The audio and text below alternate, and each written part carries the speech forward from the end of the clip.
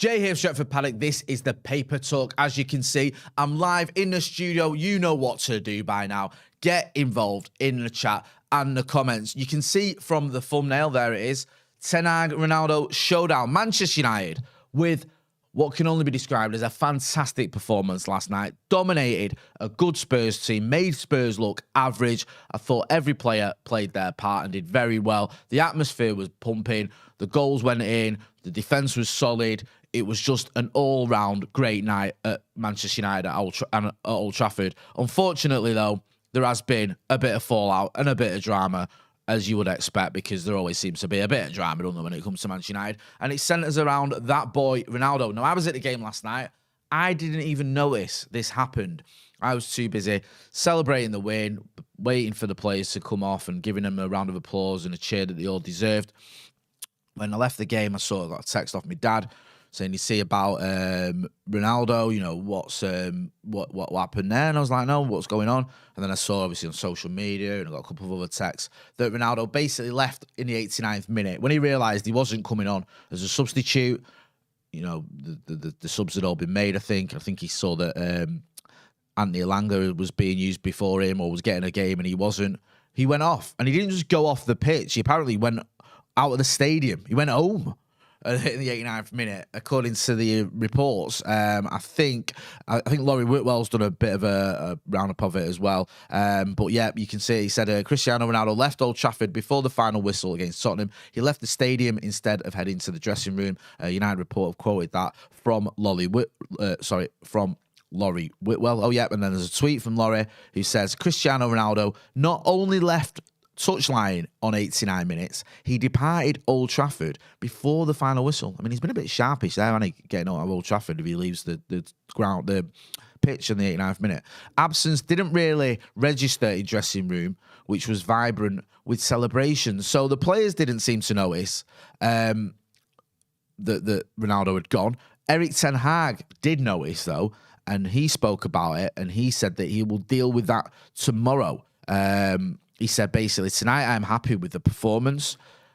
Tomorrow we will deal with this, when he was asked about Ronaldo leaving early. Now, there has been a bit of drama with Ronaldo leaving games early so far under Erik Ten Hag. It was the Real Vallecano game, wasn't it, at Old Trafford in the summer. I think that was his first game under Erik Ten Hag, unless my memory's wrong. A friendly, obviously, pre-season, because we had all this drama about Ronnie wanting to leave, and then at first it looked like he was going to stay when the season ended. Then it came out that he wanted to leave. Then we had a game at Old Trafford, and he played the first half, and he left. But he wasn't alone. There was other players that left. The only difference with the other players that left, I think Ronnie was the only one in the squad that left. I think the other players who left were just sort of, you know, players that were there, but not in the squad. However, Erik Ten Hag sort of kind of stuck up for him in the wake of that. He said, you know, Ronaldo wasn't the only player that left. You know, the focus is on him. Other players left, and it's been dealt with. So that sort of calmed all that down, and you felt like we were moving on. And I've always felt that with Ronnie under Erik Ten Hag, he's kind of got on with it. Now, we know he might not be happy. We know he wants to play. He might be a little bit frustrated at the fact that not only is he not getting a game, but, you know, I think he's got 2 goals this season, has he? 1 in the Europa and 1 in the league. So he's having, you know, a bit of a stinker in terms of goals compared to his normal numbers. Usually by now, Ronnie, you know, he'd be in double figures. So it's not really happening for him on the pitch. He isn't getting the opportunities he wants, but he's kind of got on with it. Now, you can argue he's getting on with it for himself because he wants those numbers. He wants to maybe put himself a little bit more in the shot window for a move either in January or in the summer. Whatever the reason is, he seems to me to be putting the effort in on the pitch. You saw it against Newcastle on Sunday. I don't think you can accuse Ronnie of not trying. He was trying, you know. I mean, he put the ball in the net twice, both disallowed. And one of them, you could argue, the free kick one was a bit unlucky. So there is an effort there, regardless of the reasons behind it. But now it seems like it is coming to a head. And this is something that Erik Ten Hag is going to have to deal with, because whilst in the past there's been this sort of uneasy, almost truce with him, where Ronaldo's not been starting, well, most games anyway, but when he has played and when he has come on, he's put in the effort. And Erik Ten Hag, I think, has handled him pretty well. You saw it against Everton away. Anthony Martial starts. He seems to pick up a bit of a knock in the warm-up. He starts anyway after 30 minutes, whatever it was, 28 minutes. He comes off.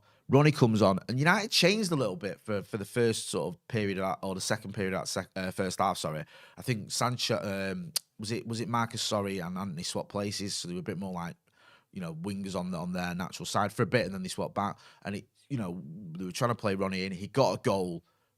Happy days, United get the win.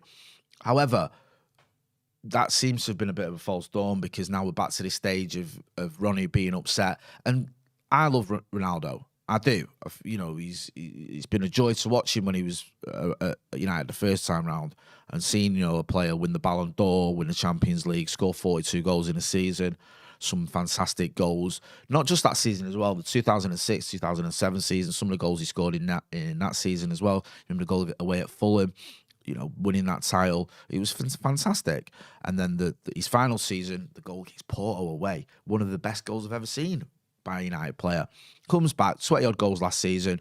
Okay, it wasn't a very successful season, but there were some good moments for Cristiano Ronaldo. The hat-trick, of course, against Spurs, a hat-trick against Norwich, some other important goals as well. Went through a traumatic time, and I had nothing but the utmost respect for Cristiano Ronaldo to go through the tragedy that he did of losing a child, to come back relatively quickly and play for Manchester United, and play very well for Manchester United.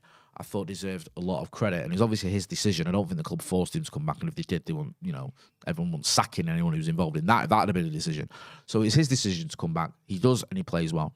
However, this season it hasn't happened for him, and it's just incredibly disappointing to see him sort of trudging down the tunnel on the 89th minute. I get he's annoyed. I get he's a player who's looking at it going, how is someone like Anthony Langer, who's got probably about 690 goals less than I have, how is he getting on ahead of me? But it's the manager's decision, and there's reasons behind it. And also, you've got to remember the games are coming thick and fast. I think United have 4 games in 9 days, so you don't have to play Ronaldo. It's not. And also, when you're 2-0 up, you can take that chance and say, okay, I'm going to rest you today. I don't need you. We've got Chelsea, a tough game away at Chelsea at the weekend. You might feature in that one. There's another Europa League game, I think, against Sheriff a week later. So there's lots of games coming up. Ronaldo, obviously, completely unhappy, though. He's gone down the tunnel. And this is something now that Erik ten Hag is going to have to deal with. We can't just leave this to linger. It has to be addressed, and it becomes a little bit of it's going to become more of an issue if it doesn't get addressed. I'm going to get into some of the comments, and then we'll get into some of the quotes as well. It seems to me, just going off socials last night, that a lot of people are just fed up with Ronaldo's actions now. I think he's always had a core element of the fan base, and understandably so, that will almost defend him no matter what. And it's like he's the GOAT. He's got high standards. He's the one of the few out and out winners we've got in this club, in this squad. You've got to back him and all this sort of stuff. Now it does feel like there's been a bit of a shift. And the thing is, when you have a result like that and a game like that, where almost everything is perfect, almost, not quite, but the atmosphere is great, the performance is great, the result is great. There's every player plays their part. There's a clean sheet. There's a couple of goals. There's a real sense that Erik ten Hag is fully sort of, he fully knows what he's doing. There's the real sense that I can see what this guy's trying to do now. We've beaten Liverpool, we've beaten Arsenal, and we've beaten Spurs at Old Trafford. That's like the old days, when these clubs, these top 6 clubs, used to come to Old Trafford and get sent packing. They did, it's like that's what used to happen under Fergie. I'm not saying we're at the Fergie levels yet, obviously we're not. But it's good to have that bit of pride back, where clubs, they come to United, they come to Old Trafford, and they know they've got a game. They know they're going to be in a battle. Everything's going well, and then at the end of it, you've got this just nonsense with Ronnie marching off down the tunnel and going home, like just so unnecessary. If he's got a big issue for me with the way he's being treated, if he's a bit annoyed on the fact that other players are getting onto that pitch ahead of him, and he still can't get a game when Anthony Martial's injured. If he's thinking this isn't fair, I'm being respected, fine, okay. You've got every right. Any player has the right, especially one who's won as much as Cristiano Ronaldo and he's standing in the game, to go to the manager and say, look, I'm not happy. This isn't fair, or I'm not going to put up with this, or I'm not going to stick around for this. There's nothing wrong with that. But what you don't need to be doing, in my opinion anyway, is marching off down the tunnel in the 89th minute.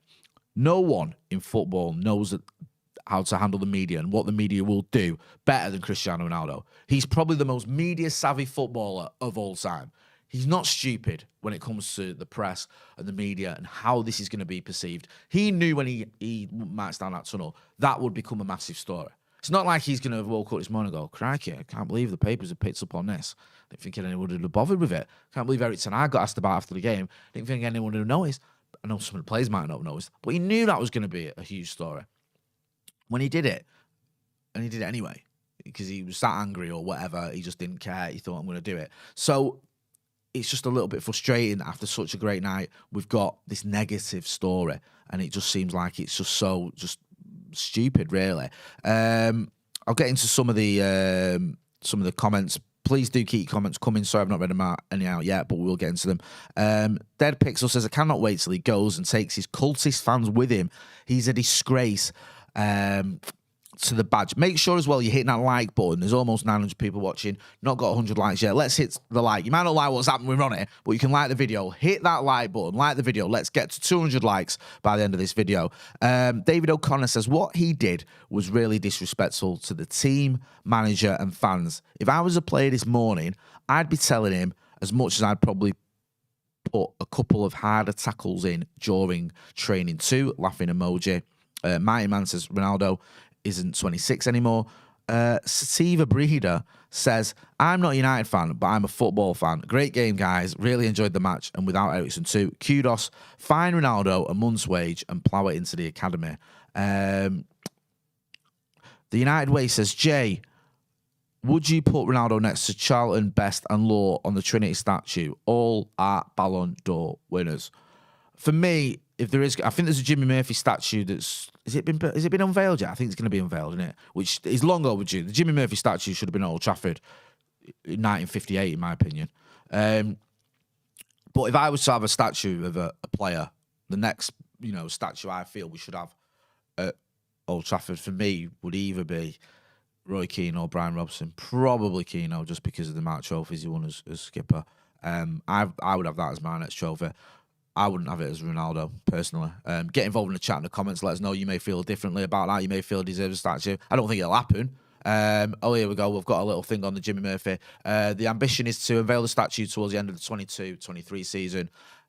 Jimmy Murphy, if you don't know who he was, he's the assistant manager to Sir Matt Busby. When Sir Matt was recovering from the Munich air crash, Jimmy Murphy, who was also the Wales manager as well as being the assistant manager of Manchester United, was away with Wales, so he wasn't at Munich. He wasn't in the crash.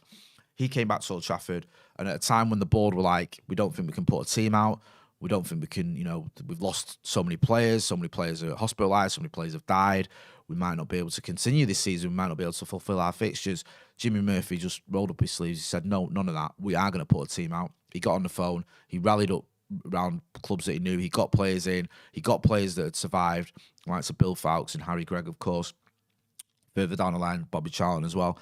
And he's the man. I think there's a Jimmy Murphy building at Carrington, and if you go in, if you ever go to Carrington to the press conferences or whatever, there's like a little sort of memorial, whatever you want to call it, is for Jimmy Murphy, and it says he kept the red flag flying high, and he did. So it's great to see he's getting a statue. So I've gone off on a bit of a tangent there when I was asked about a Ronaldo statue. Solo, great to see Solo from United Agenda in the chat. He says Ronaldo is still a great player, but the time has come for him to think about the rest of his future. He has been one of the greatest in my opinion, but it's time to go. Should we stick a poll on Twitter? We'll do a poll. I don't think we've done one. Have we done a poll? No, we'll do one. We'll do a Twitter poll as well. We'll get involved in a poll, and you can let us know what you think about the Ronaldo situation. Ryan Jarman says, morning from Pines and Jay. Morning, bro. That's my old stomping ground. The United Way said, oh, sorry, have I already asked that one? Paul Gray makes a good comment here. I love Ronaldo, but I love United more. I get that. I love Ronaldo, what he's done at United. Ronaldo's given me some of the best nights of my life being a Manchester United fan. We've won 2 Champions Leagues in my lifetime. I'm not that old to remember one in 68, in case you're wondering. And Ronaldo was a massive part of one of them. So, yep, love what he's achieved, but you can't just ignore these actions. Mark Griffith says, will be just frustration, Jay. I get that. He's frustrated, but he knows how to act. He's an experienced professional. There's a way to conduct yourself, and I don't think that's a becoming of an experienced Manchester United player. We'll get into some of the quotes as well from last night, following last night's victory, because let's not forget we won. We beat a Spurs side, which we were third in the table a very, very good result. We made them look average. People saying Spurs were crap. We made them look crap. We did. We just dominated that game pretty much from start to finish. And it's the same with Liverpool. People saying Liverpool were very poor against Manchester United. We made them look poor. We won every 50-50. We just battled. We harassed them. We pressed. It was just a quality performance. And we've got the talent there as well, which we can punish any team. And when you've got players like Bruno and Fred as well, giving credit, and Anthony and Marcus Rashford playing as well as they did. I know Marcus, didn't get his goal, but I thought he played well. Then we're gonna cause problems for everyone, or for anyone, I should say. Lisandro Martinez, who again was phenomenal last night. Just another sort of masterclass defensive performance. Kept Harry Kane very quiet. It's almost like the fact he's 5'9" doesn't matter, does it? Eh? He said, "I can't describe being here. I feel really emotional about it. For me, it's a dream to be here at one of the best clubs in the world." He also says, "When I heard the fans sing Argentina, Argentina, sometimes I want to cry. My beginning was really hard. I thank my mum, my father, my girlfriend, my sisters." Very good. Word to the wise, Lisandro. Thank your girlfriend first. Trust me, you'll get a bit of grief for that. But it was good at the end. I stayed at the end, and as Martinez was coming off, everyone was singing Argentina, and he was with Casemiro, and he started pointing at Casemiro like, give this guy the credit, because Casemiro's fantastic as well last night. Just a great atmosphere last night. It was just like a party towards the end. Antonio Conte was speaking after the game as well. I don't know if you heard some of the chants he was getting. We all know that Conte wears a wig, was ringing out for quite a while. He said Manchester United are a really good team. Yeah, well done, yeah. We are talking about two different levels. Yep. Last time, Conte said, I think before the game, he said, United didn't beat us last season. Ronaldo beat us. Quite ironic.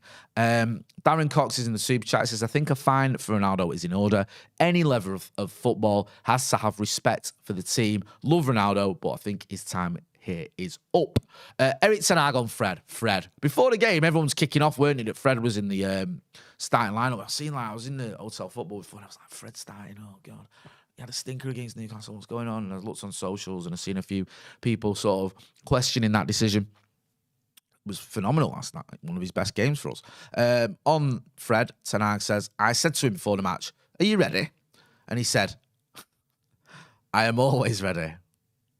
And he showed that today. Nice. He could have said, "I was born ready." Couldn't he? That's the most obvious one. But no, Fred was he was on fire last night. Got his goal, admittedly, a bit fortunate with that deflection, but he was everywhere. Some good skills as well from Fred. I loved it. I was chatting to Joe before and I was saying he did a bit of a turn nutmeg type bit of skill. And it ended with us getting a corner. And when we got the corner and waiting to take the corner, he was celebrating like he'd scored a goal, like from his bit of skill, and everyone was high-fiving him. It was great. Some real positivity amongst the team, which again sort of makes the Ronaldo situation a little bit more frustrating. Ten Hag also said, "I said to the lads in the dressing room, it was so enjoyable to watch it. It was." And when he was asked about what impressed him the most, he said so many things. Good organisation of the pressing, also in possession, a lot of chances created. I can't remember the stats. Was it something like 30 chances or something created last night? Something ridiculous. I think we're just going to, producer Callum's going to have a look, but an amazing amount of chances created. Quite a lot of shots on target as well. I know, obviously, it's a bit unfortunate. We didn't get a few more goals. Lloris pulled off some good saves. You can argue maybe we could have been a bit more clinical, but I actually thought Hugo Lloris had a decent game. He made a bit of a meal of some of the shots he saved, by the way. There was one, I think, was it Anthony in the first half, where it was almost straight at him and he did a bit of a Joe Hart. But on the whole, it was a decent performance for him, and it wasn't for him. It would have been, it wasn't for him playing very well.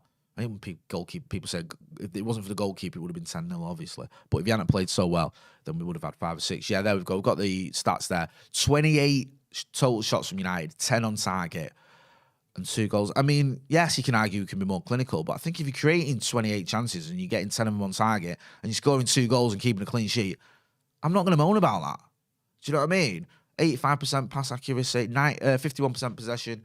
I thought United controlled the game. We did. We just controlled that game last night. I don't want to get too carried away, but it was just a fantastic evening. Santa Notch, always good to see Santa Notch in the chat, says Zidane's last action as a player was to headbutt a player, but it didn't tarnish his legacy long term. I'm sure this won't tarnish Ronaldo's as a player. The Twitter poll, it's a bit close, this one. Neck and neck.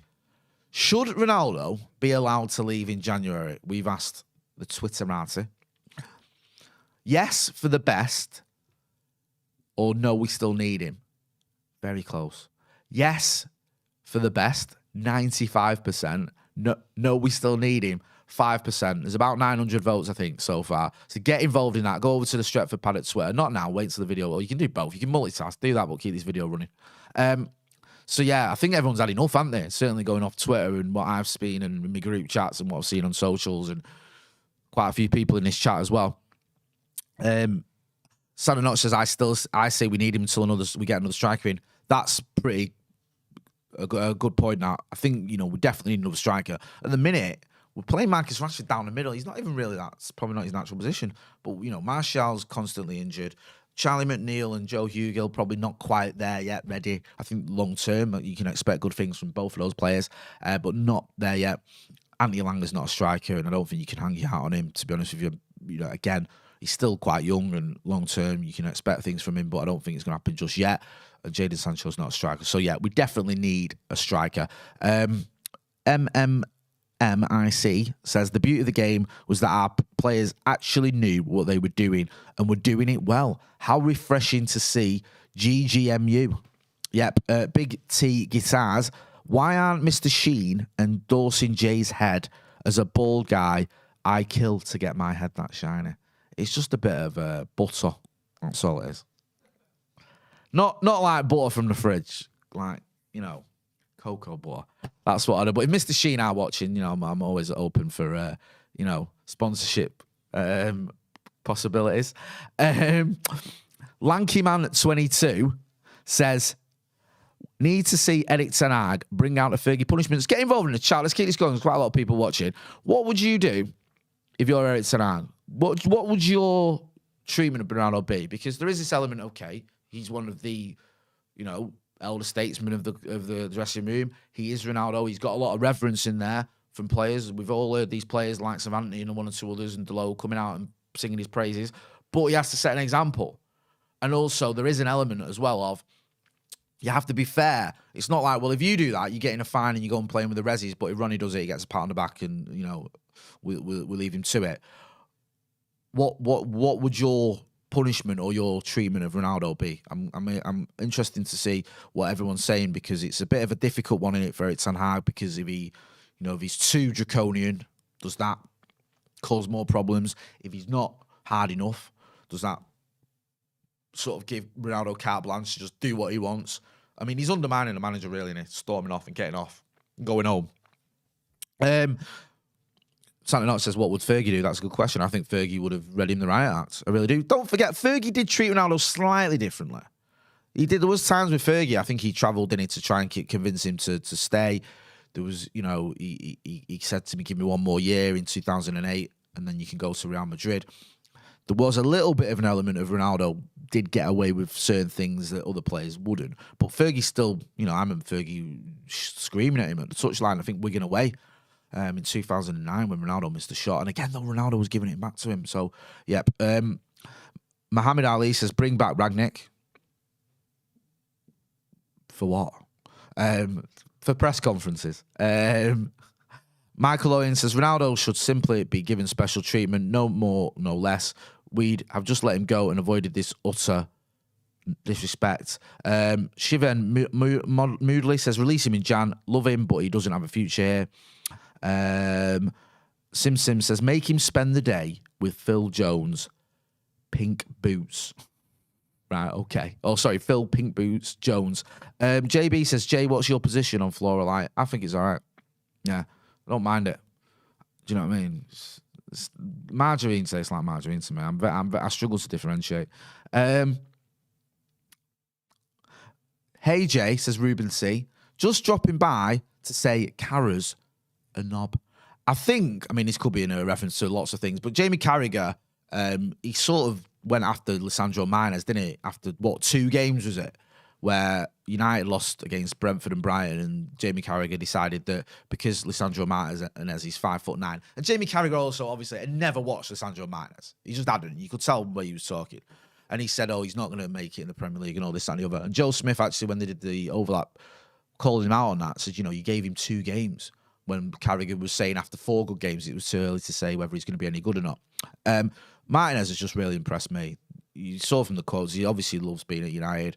The way he reads the game, he kept Harry Kane very quiet. His passing is excellent. And what I noticed with Lisandro Martinez as well, so much of the possession and the play comes through him. He gets the ball so many times, and he always wants it as well. And he's got a really sort of, he knows when to carry the ball, he knows when to pass, he knows when to keep it simple and just go back to De Gea, and when to progress it. I was really impressed, and I've been really impressed with Sandro Martinez. And also, he gets the crowd going, he gets his teammates going. There's a real sort of camaraderie there with that defence, and it helps the fact that he's had a fit, or pretty much a fit Raphael Varane this season. Again, Varane was fantastic last night. I mean, it was just a great performance, wasn't it? Noah, excuse me, Alawi says, Ronaldo should be allowed to leave in Jan, then United looks out for a CF. Yeah, I agree with that. If Ronaldo is allowed to leave, we need another centre-forward. We've been linked with Sam Abraham. We've been linked with Ivan Toney. Don't think we can just let Ronaldo go in January and not replace him. I think we need someone else coming in. The question is, who's going to come in for Ronaldo? There's baggies there. There's massive wages, even if he takes a pay cut. I don't know. It seems weird, doesn't it? Listen, I'm going to wrap it up there.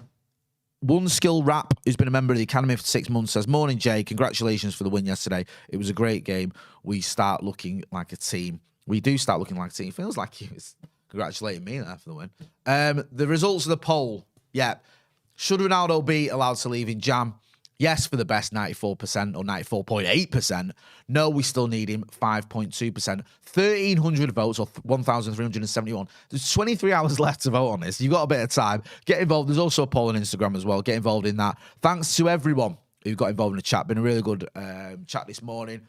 It seems like most people are of the opinion now it's time for Ronaldo to move on. We'll see what Erik ten Hag says and does, because obviously it's his is the opinion that matters the most. How is he going to resolve the Cristiano Ronaldo situation? We also did a video the other day, myself and Joe Smith, where Joe looked at Ronaldo and how he affects the team and how there's this sort of, not obsession, but almost an obsession with trying to get the ball to Ronaldo, trying to sort of play in him all the time. Is that affecting us? So have a look at that. That's up on the channel as well. Also, check out the post-match reaction from last night.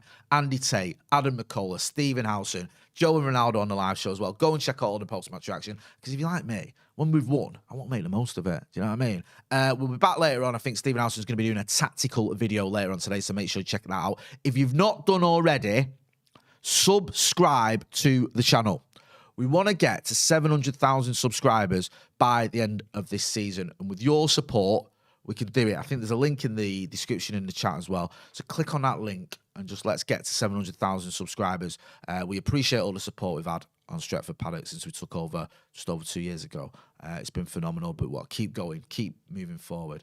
And that's what, with your support, we'll be doing.